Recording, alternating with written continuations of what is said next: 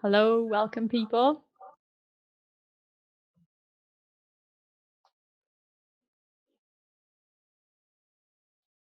Can see some people coming in now. Welcome theatre students and theatre staff and all sorts of other people as well.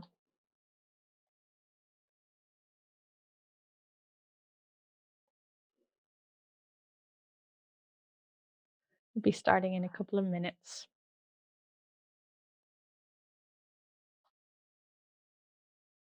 Actually, Mr Quercus himself is in the room. You might want to know, Jane. Yes, I was hoping to take people out to Mr Quercus, but I've brought Mr Quercus into the room. I've brought a little piece of Mr Quercus to introduce him to everybody, and I've made a crown from his sheddings as well. So I'm Quercused up for the event. You're quirky. That's wonderful. I hope he doesn't ask any awkward questions or contradict your version of events. Yeah, or sell his side of the story. That'd be kind of amazing, actually.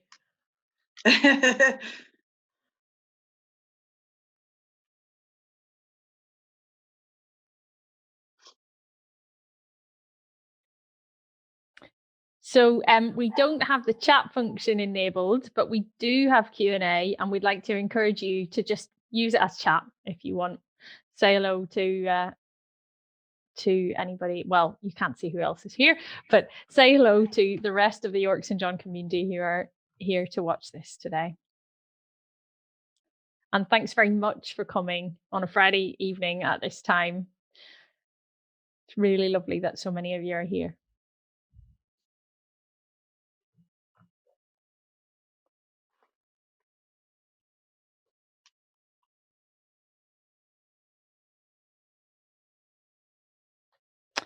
Great. I think that we will now make a start. Other people may trickle in as we go, and that's absolutely fine. So welcome everybody to this sadly final event of Green Week 2021. It's been an absolutely tremendous week of events. We put this one last on purpose because after a lot of deep intellectual thought, this also will allow you to experience and reflect and in a sense go outside, come away from your screen while sitting at your screen. So my name's Kath Heinemeyer. I'm a lecturer in arts and ecological justice, and I've been part of the team organising Green Week. And I'd like to introduce you to Jane Corbett. Jane is a third-year theatre student. She has a history of involvement in matters environmental in many capacities over the years, and this is her third year, her final year performance of Mr Quercus. I'm going to hand over to Jane to just introduce what we're about to see and what we're about to do. Welcome everybody, and thank you very much for coming. I'm really excited to be able to show this work with you. It's a year-long project that I see evolving, and I don't want to talk too much about it until after you've seen the film. But basically, it's a journey of my relationship with an ancient oak that's developing, and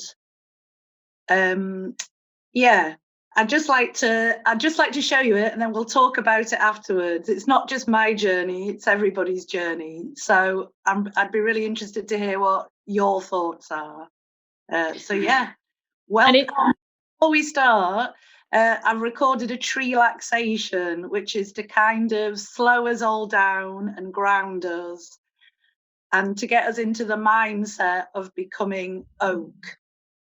So I hope you all enjoy.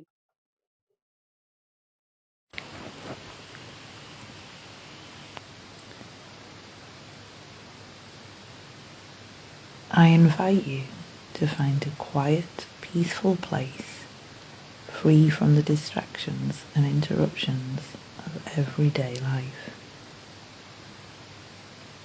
Sit in a comfortable position with your feet rooted on the ground. Close your eyes and take a few deep breaths, letting go of all that weighs you down. With each out-breath, You can feel yourself becoming more and more relaxed.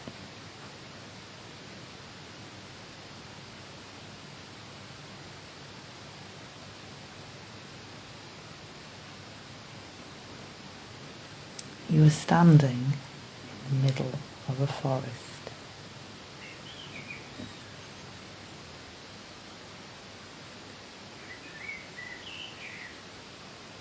The sun is shining and you can feel its warmth on your face. Beautiful birdsong fills every fibre of your being with joy as the smell of pine dances gently on the breeze. You can sense the energy of the forest as you start to walk through it and feel in perfect harmony with the natural world. You notice a hollow oak tree that seems to stand out from all the others and are magnetically drawn towards it. You sense this oak is ancient, and when you listen carefully, it whispers its wisdom in the winds and welcomes you towards it with an open heart. Walking up to the oak, you place a hand on its bark and feel an immediate connection. A realization begins to dawn on you. Spending time in the shade of this majestic oak tree will offer you the answers to all the questions you have ever wanted to know.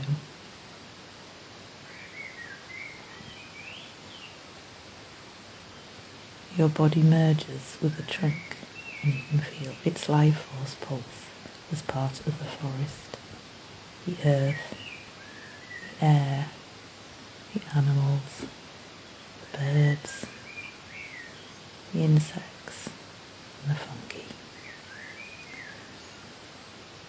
You feel deeply relaxed, peaceful and acutely aware of a profound relationship developing as you breathe out carbon dioxide as the oak converts this back to oxygen, and you rejoice in this interdependence.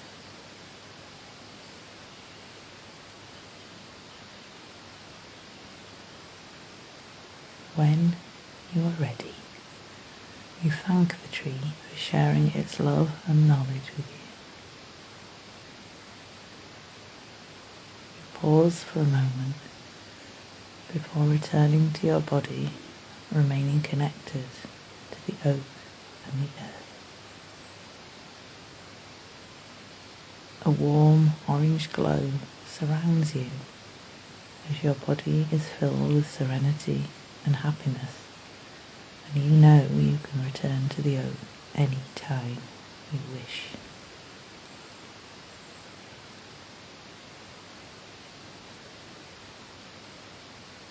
Take some deep breaths. And when you are ready, I invite you to open your eyes and return to the present moment.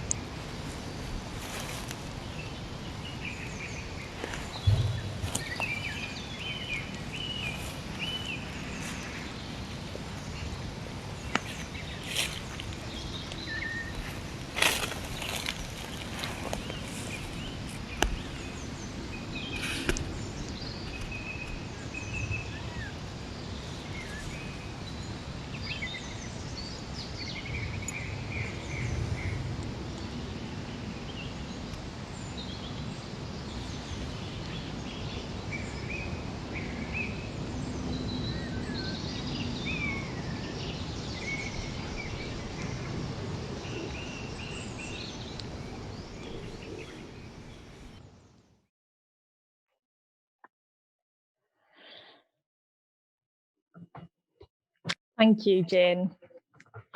Would you like to just tell us a little bit about what we've just seen?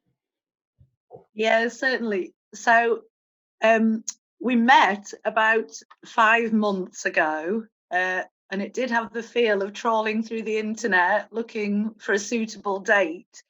And when we first met, I think I'd had romantic delusions of him sitting at the bottom of a waterfall in a grassy glade with the hummingbirds flying overhead, and his location was what made me question whether it was the right tree to sit amongst. But I went back a second time and I realised his location's absolutely perfect, because he's seen so much change in his history of the monoculture forest, the pollution of Teesside, the compacted forestry footpath. And I think that's a reflection of what we can all see, that the world around us is suffering from the impact of man. Yet what I've learned from Mr Quercus is that he does what he can. He does what he can to keep the ecosystem alive. So he doesn't get overwhelmed with the huge depressing picture. He concentrates on what he can do, whether it's giving his acorns for animals, for food, for nesting birds, for fungi, for insects, and yeah, so he does what he can, and I think we can all learn a little bit from that. Absolutely. I mean, I there's some questions already in the chat, but I just wanted to use my privilege here to come in with one to start with, which is what, when you're lying there, I'm thinking particularly of the moment when you're lying completely submerged in leaves and you've become oak effectively. You know, what are the thoughts in your mind? Are they in words? I think it's more of a spirituality. I think each time I go, I feel more oak.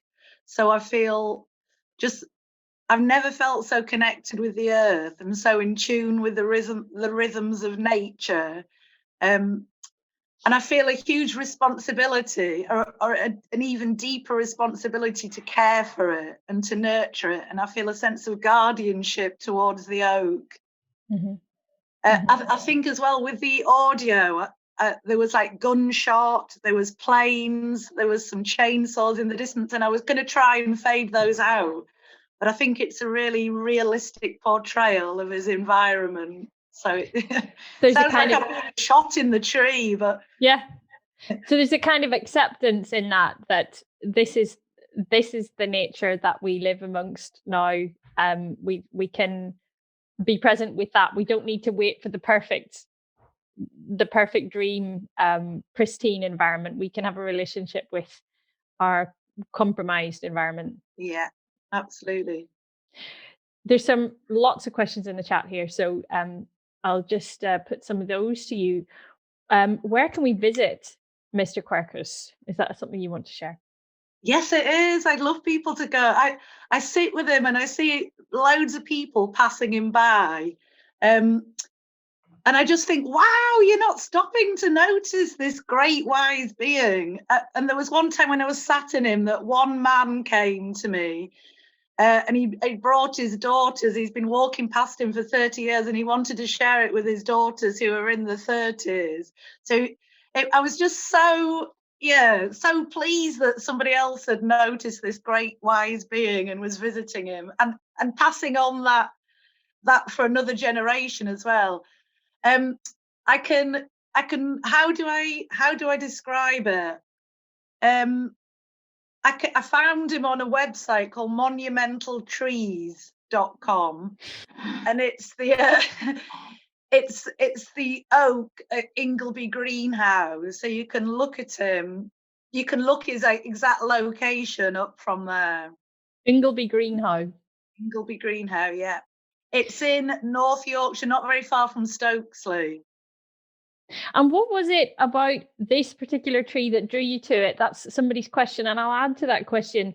there seems something really important in this performance, that it's not about any old tree. It's not about trees. You don't have a relationship with trees. You have a relationship with this tree. It's an oak tree. It's 600 years old. What is it about this tree that drew you to it, or that yeah.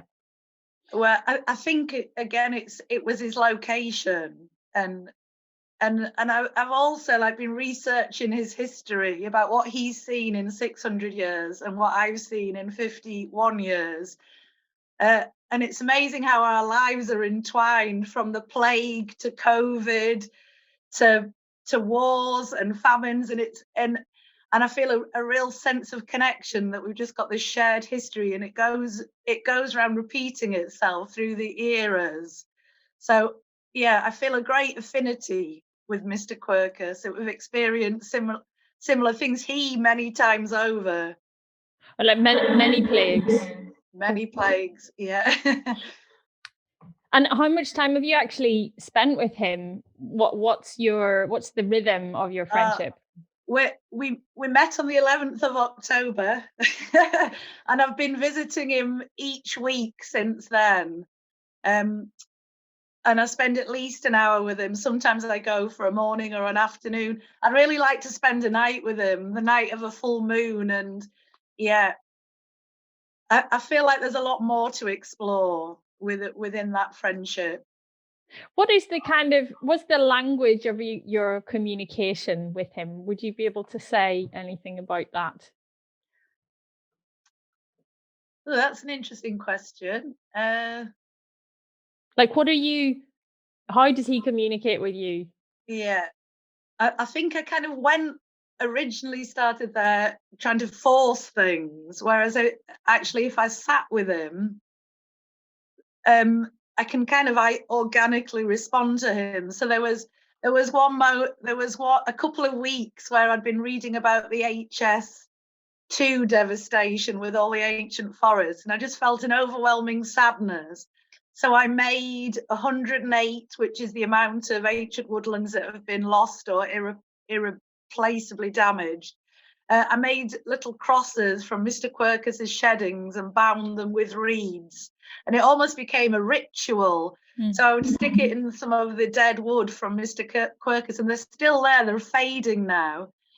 But yeah, it's a different language. I go each time I go. It could be historical, it could be spiritual, it could be natural. Yeah, it's an organic process that kind of happens when I get there. I just let it be. We have a question that's related to that from Ciara. What do you hear when you're with the oak? Do you hear anything when your ears pressed up against the bark? No, I don't hear anything other than the bird song and gunshot. But I really like how what I was really interested in was some of it was how my lines are becoming like bark, and we're kind of blending in. I'm kind of looking forward to aging, so I can blend more. I can become more oak. Yeah, I love that. It's like a badge of honor rather than something to fear. It's wisdom. Yeah. Oh, there's lots of questions on here. I'd better attend to these. So Elaine says, just beautiful. She's feeling very relaxed. As I'm sure you'll know, there are many myths and stories about spiritual connections between trees and people, and the transference of illness from people to trees. Did you find your encounters with Mr Quercus restorative in this way? Yeah, very much so. I've never felt more grounded, more at peace as a human being. I feel he's completely transformed my life. I can't wait to see what else is going to happen along this journey. But I just feel an overwhelming sense that everything's going to be all right. He's kind of showing me a path, and I'd really like to explore a lot more strands and develop this performance. A really strong moment in the performance, I think, is when you walk away. You get up and you just walk away. I think we see you saying goodbye, and then we just see you leaving. And Avalon asks, is it an emotional experience leaving the tree and having to disconnect from the moment, or do you always feel connected to Mr. Quercus even when you're not there? I do feel like when I walk to him and come round the corner, I feel like really excited that I'm going to see him, like seeing a friend that I can't wait to spend a bit of time with. But I think I always feel connected. I don't feel sad when I leave him because, yeah, I think there's a little bit of Quirkus rooted in me now, wherever I roam. I wrote down this sentence from your tree laxation. You know, you can return to the oak anytime you wish. That's very profound. But yeah, I think it's in internal. Yeah, I think we've all got a bit of oak in us. I think I've spent my life flying about, not grounded. And when I've given myself the space, I've found the oak inside. Mm-hmm. I think we could all do with being a bit more oak, is it? Yes. And I suppose I know that a question for you is who feels entitled to have that kind of relationship with natural organisms and places, and who gets the chance in the way or the permission to form those kind of relationships and who doesn't. Yeah. David asks, what's next for your relationship with Mr. Quercus? I think again that's a question I can't answer because I don't go with any preconceived ideas. So sometimes I would go for a month and just have lunch with him and just I don't know. I think there's definitely areas I'd like to explore with him, and I'd really like to take people to him to share him with others as well. But it's definitely a relationship that I want to follow through for a year. So, for a year.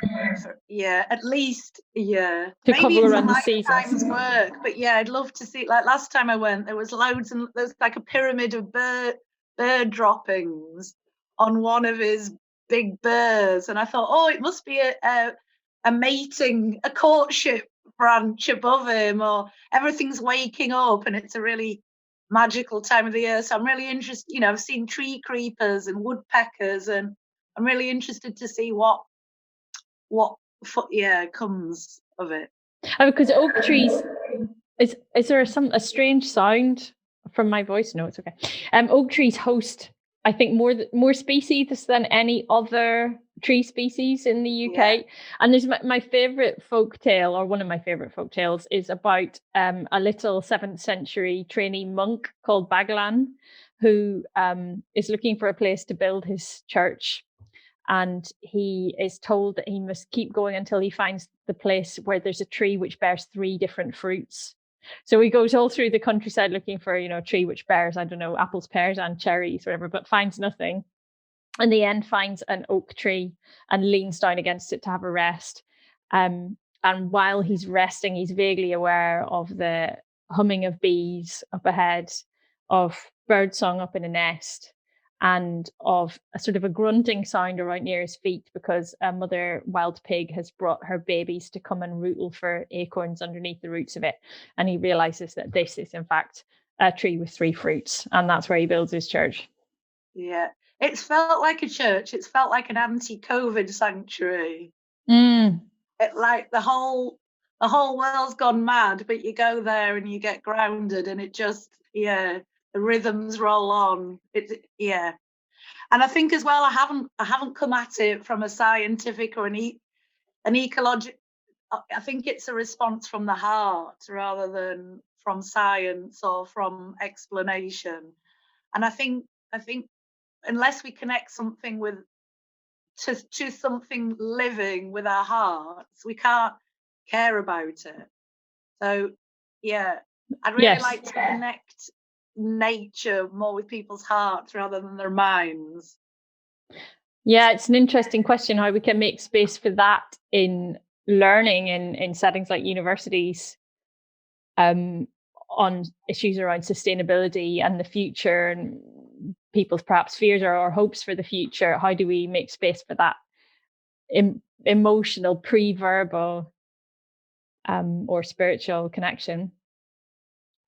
in that environment. Lots more questions here. John asks, is he one hollow tree or is he several trees? He's one hollow. He's kind of split into three now. It's kind of like body, mind, and spirit. He's a trinity.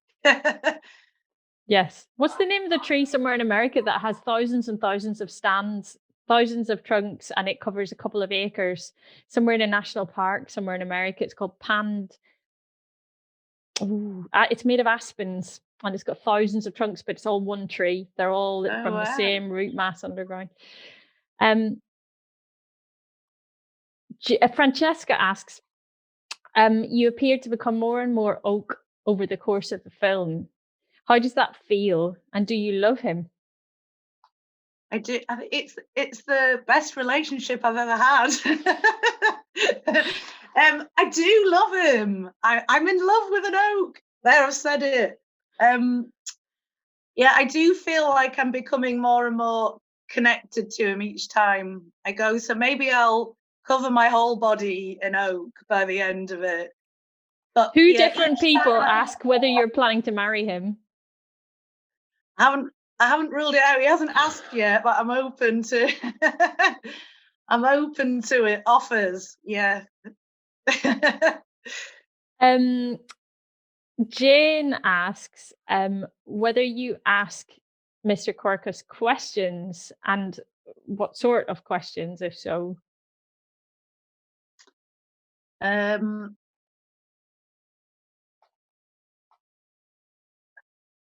No, I don't think I ask him questions directly, but I think he answers my questions internally. I'm trying to think of an example.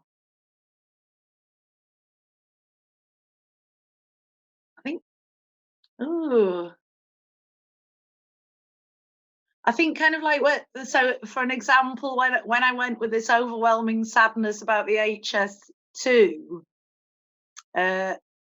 thinking, I think he just, I don't know how to answer that one. That's a really good question. I think I'd like to questions directly. I think I might turn that back on the audience and invite you to put in the chat, audience members, in the Q&A, questions that you would ask an oak, like Mr. Quercus, perhaps. I kind of thought I'd like to know what he thinks about COVID, but he's probably seen it all before, and it's kind of like nature's way of just, there's too many of us, we need to stop, we need to think a bit more. Detached. Yeah. Detached attitude. Yeah. It's that fundamental otherness, isn't it, of a tree. We can't, it's not anthropomorphizing this relationship that you have with him. It's not that you're attributing human thoughts to this tree. It's a quite radical otherness, I think, I see in this performance. Ciara asks whether you would consider adding to the oak with bulbs and flowers. Would you plant things around it, or would you consider that intrusive? No, yeah. I did for one of my before I cut and edited the film, I'd kind of dug a hole and placed my feet in the earth alongside him, but it felt too intrusive. I was digging up 600 years plus worth of leaf mulch and ecosystem, and it felt too invasive. It's very much a performance working in harmony with him. Yeah. There's a question here which I'd like to ask, but also broaden out a little bit, which is someone asks whether you've had this experience with nature before, but I'd like to ask more broadly, how does this, moving a bit away from this performance, how did this connect with what's happened in your life up till now? Where did this interest come from in your life? How does it fit into your overall journey as a performer? Well, I think my background was in horticulture, and the more I gardened, the more I realised I didn't want to manipulate the seasons. I was more interested in working with the seasons, not against them. So, and I've always been a keen walker and trained as a forest school leader. But I think all my experiences of nature are almost transient. I'm either walking through it or at best sitting for half an hour having a packed lunch, or so I was really interested in just focusing on one specific bit of nature and delving deep rather than sitting in a forest or a number of trees, just one, and then explore that deeper connection. Mm-hmm. I think as well I had a moment when I was deciding what to do, and I drove past a horse chestnut tree locally that had maybe 4 inches of squash conkers that everyone had driven on the road. And I thought 35 years ago, those conkers were like bronze treasure. And now they're just wasted. And then in my village, there's quite a few sick horse chestnut trees that aren't producing conkers. And I thought, when something becomes dejected or loses its purpose, does it become sick and diseased? And that's just for humans as well. You see all these people who've worked and worked, and as soon as they retire, they get ill, they've lost their focus, or so yeah, I was just really interested in exploring a deeper relationship with a living other rather than as a transient, fleeting moment. It's interesting. That reminds me of a book I've recently read that maybe quite a lot of you have read, called The Overstory by Richard Powers. And that's all sort of interweaves the stories of different people with different trees in the US. But a really strong through line is the demise of the sweet chestnut there across most of America because of I think a fungal disease that spread, up sort of a blight that spread across, and what a massive significance that had to so many people's lives. That chestnut was, they were chestnut farmers, or they were managing chestnut forests. They relied on chestnut forests for all sorts of foodstuffs, and the few little rogue individuals that managed to survive the blight are actually the key to reestablishing chestnuts across the US and those whole ecosystems. And that's come down to a really tiny number of individual humans who've been looking after those individuals and propagating them. And that really brings that interdependence into focus. Is kind of what you're saying, in a way, that when it loses its relevance to our culture, to our economy, where does it actually risk its ongoing survival? We have some proposals here for what we would ask Mr. Quercus. We have. Oh wow! You want to know? He says. Yeah. Cindy says, "Does he want anything?" David says, "Do you think he would ask us why we're destroying our environment?" And Jackie, who originally suggested whether you wanted to know whether you ask him questions, continues that she asked the question about questions because it seemed to me you became the tree. And so I was wondering if there was self-inquiry happening, maybe with surprising realizations. Yeah, definitely. I think when I was burying myself in the leaves, it was kind of a reflection that we all return to the earth, but it was also, it feels like a transformation as well, like an emergence from the earth, and realizing we're so connected to it as well. It's a breathing, living organism that we need to look after. Just checking, I haven't missed any questions here because there's so many good ones. Somebody asks whether you find particular senses of yours are heightened when you're with the tree. Maybe that varies from time to time that you're. Yeah, definitely. Sometimes it's hearing, sometimes it's touch. Yeah, it depends. There's one question I've saved for near the end because I think it's you have a little a plan and it's relevant to your plan. So Mike asks whether you've planted any of Mr. Quercus's acorns to keep the bloodline going.